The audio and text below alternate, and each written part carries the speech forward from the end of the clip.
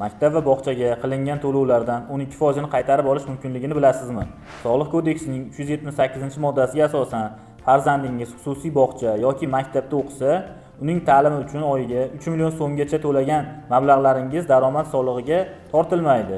Bu imtiyoz har bir farzand uchun alohida nazarda tutilgan. Ya'ni ikkita farzand uchun 6 million so'm to'lasangiz, shu summadan soliq olinmaydi. Ushbu imtiyozdan ikki xil usulda foydalanish mumkin. Birinchisi, ota-ona o'zining ish joyidagi buxgalteriya bo'limiga oyligini ma'lum bir qismini xususiy bog'cha yoki maktabga o'tkazish haqida ariza va to'lov uchun shartnoma taqdim etishi mumkin. Misol uchun oyligidan 3 million so'm o'tkazadigan bo'lsa, soliqlardan 360 ming so'm tejab qolinadi.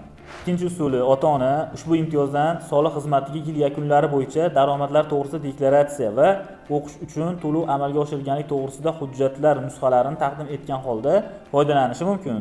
Bunda yil davomida amalga oshirilgan to'lovlar jami qiymatining 12% ni belgilangan tartibda qaytarib olishi mumkin. Misol uchun yil davomida 30 million so'm xususiy bog'chaga to'langan bo'lsa, 3 million 600 ming so'm fuqaroning plastik kartasiga qaytarib beriladi.